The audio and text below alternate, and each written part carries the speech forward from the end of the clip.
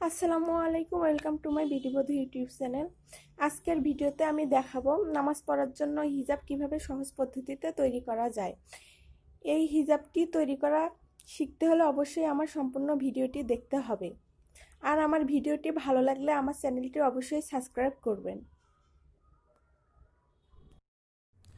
হিজাব কাটিং প্রথমে আমি আপনাদের কাগজে বোঝানোর চেষ্টা করছি। ধরুন এখানে 3 গজ কাপড় আছে। আমি এখানে 3 গজ কাপড় নিয়েছি। এই কাপড়টিকে দুভাঁজ করে নিতে হবে। দেখুন এভাবে দুভাঁজ করে নিতে হবে। ভাঁজ করে নেওয়ার পর এই পাশে এখন আমার মুখের মাপটি নিতে হবে।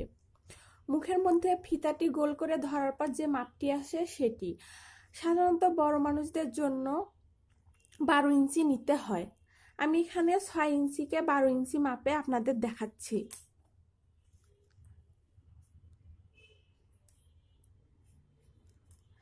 আর এর জন্য লম্বা নেব।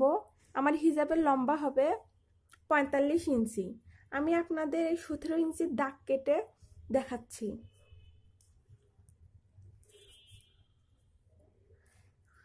এখন এই 17 ইঞ্চি বরাবর এই কর্নারে ধরে এভাবে দাগ কেটে কেটে আমব্রেলা জামা আমরা যেভাবে কাটি ঠিক সেভাবে এভাবে দাগ কেটে নিতে হবে।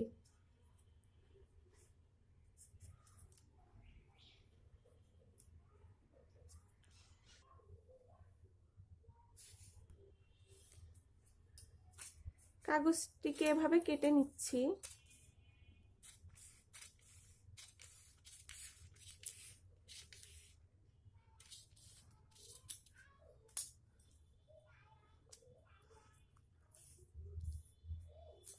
দেখুন এভাবে ধরে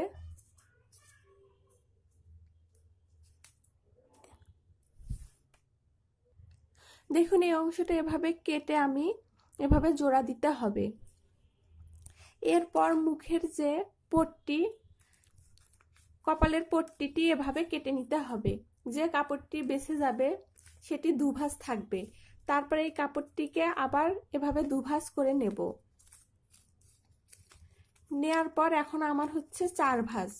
এই 4 ভাঁজ কাপড়টিকে আবার এভাবে দুভাঁজ করে নেব। নিলে টোটাল হচ্ছে এখানে 8 ভাঁজ কাপড়।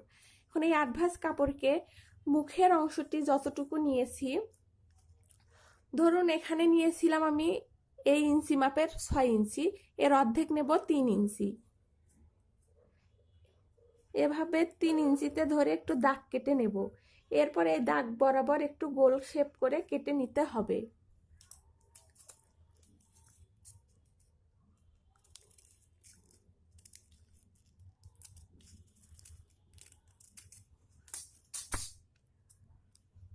এটি কাটা হয়ে গেল। এখন এটি এভাবে বসে যাবে। দেখুন এভাবেই আমি কাপড়ের হিজাবটি কেটে নেব। তাহলে চলুন দেখে নেওয়া যাক আমি কাপড়ে কিভাবে এই হিজাবটি কেটে নিচ্ছি। এখানে আমি 3 গজ কাপড় নিয়েছি। কাপড়টিকে কাগজটির মতো করে এভাবে দুভাঁজ করে নিয়েছি। দুভাঁজ করার পর এখন এই অংশ থেকে আমি মুখের জন্য 12 ইঞ্চিতে দাগ কেটে নিচ্ছি।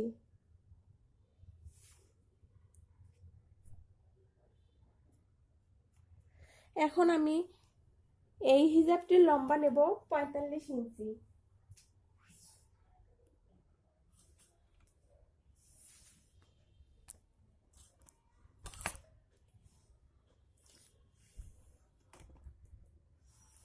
দেখুন এখানে 46 ইঞ্চিতে আমি নিয়েছি। আমি 1 ইঞ্চি নিয়েছি নিচের সিলের জন্য। এই 46 ইঞ্চি বরাবর কাগজটির মতো করে আমি পুরোটি এভাবে গোল করে আমব্রেলা কাট করে দাগ দিয়ে নিয়েছি। এভাবে দাগ দিয়ে নেওয়ার পরে আমার এই অংশটি জোড়া দিতে হবে। সেজন্য একইভাবে আমি কাগজে যেভাবে কেটে নিয়েছিলাম ওইভাবে এই অংশটি কেটে এখানে জোড়া দিয়ে দেব। দেখুন আমি এখন সম্পূর্ণ অংশটি কেটে নিচ্ছি।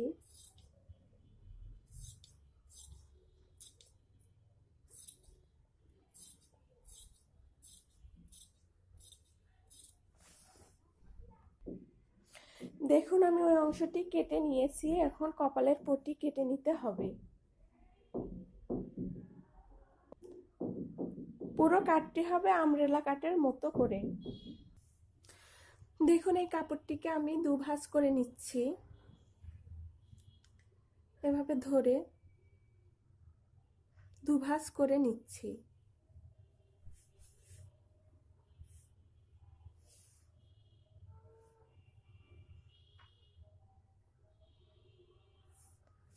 দুভাঁজ করে নেওয়ার পরে 12 ইঞ্চিতে মাপ দিয়ে নিচ্ছি।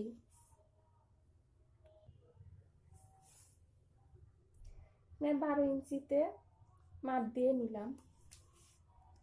এটিকে এভাবে ধরে আবার দুভাঁজ করে নিতে হবে।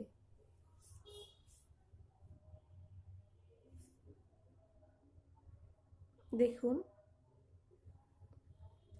তাহলে আমার টোটালে হচ্ছে 4 ভাঁজ।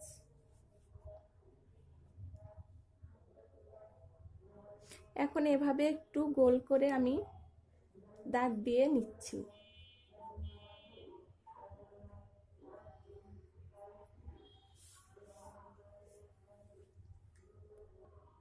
এখন এই দাগের অংশটি কেটে নিচ্ছি।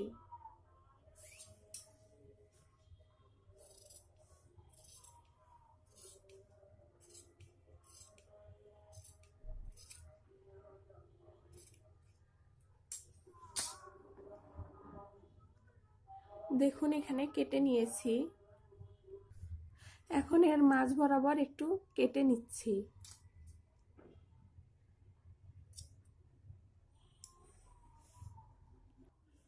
কপালের অংশটি এরকম হবে।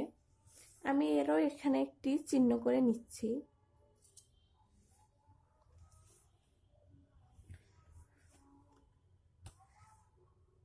আবার এখানে যে 12 ইঞ্চিতে দাগ কেটে নিছিলাম, এখানেও একটু চিহ্ন করে নিচ্ছি।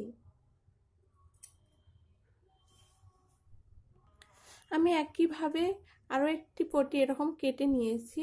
নেয়ার পর আমার টোটাল পটি হয়েছে, এখানে পটির ভাঁজ হয়েছে 4টি। আপনারা প্রথমে 2টিও রাখতে পারেন, আবার এভাবে 4টিও রেখে দিতে পারেন। এখন আমি সিলি করে দেখাচ্ছি। আমি প্রথমে জোড়া দেওয়া অংশটি সিলি করে নিচ্ছি। 2টি সিধা পাশ ভিতরে রেখে এবং উল্টা পাশ উপরে রেখে এভাবে কর্নার থেকে ধরে এখন পুরো অংশটি সিলি করে নেব। দেখুন সম্পূর্ণ অংশটি আমি এভাবে জোড়া দিয়ে নিয়েছি, পুরোটা এভাবে জোড়া দিয়ে নিয়েছি। এখন আমি মুখের অংশটি লাগাবো। এখন এই কপালের অংশে যে মাপটি দিয়ে রেখেছিলাম, এখানে একটু কেটে নিয়েছিলাম। দেখুন এখন এই অংশটিকে ধরে এভাবে এর কাটা অংশের সাথে এর কাটা অংশ মিলিয়ে নিয়ে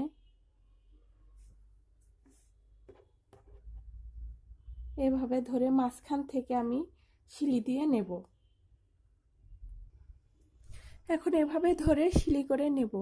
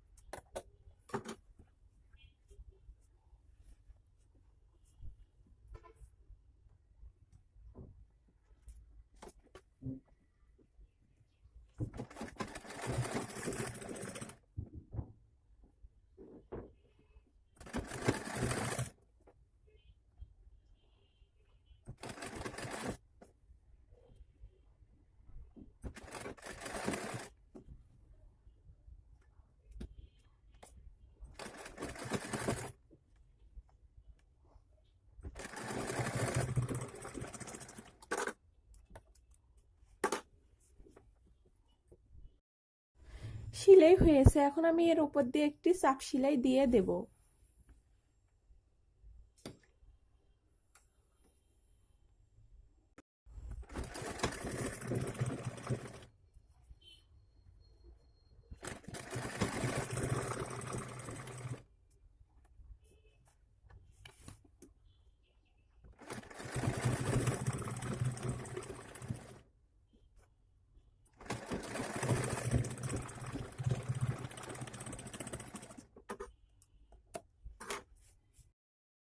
এখন আমি উল্টো করে ধরে যে 12 ইঞ্চিতে দাগ দিয়ে নিয়েছিলাম ওই 12 ইঞ্চি থেকে বুকের যে অংশটি ফাঁকা থাকে এই অংশটি বন্ধ করে দেব, মানে সিলি করে দেব।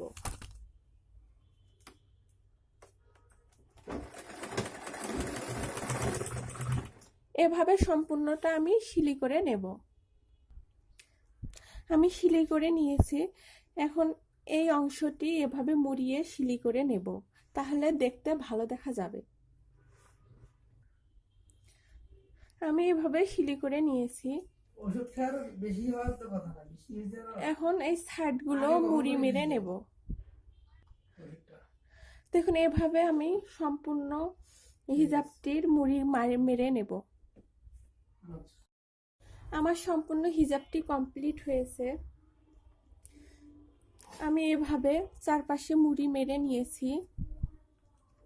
আমার হিজাবটিতে জোড়া দেয়া লেগেছে কারণ কাপড়টির বহর কম ছিল। আপনাদের কাপড়ের যদি বহর বেশি থাকে তাহলে জোড়া দেওয়ার কোনো প্রয়োজন নেই। তাহলে আমার ভিডিওটি যদি ভালো লাগে তাহলে আমার চ্যানেলটি অবশ্যই সাবস্ক্রাইব করবেন। ধন্যবাদ সকলকে।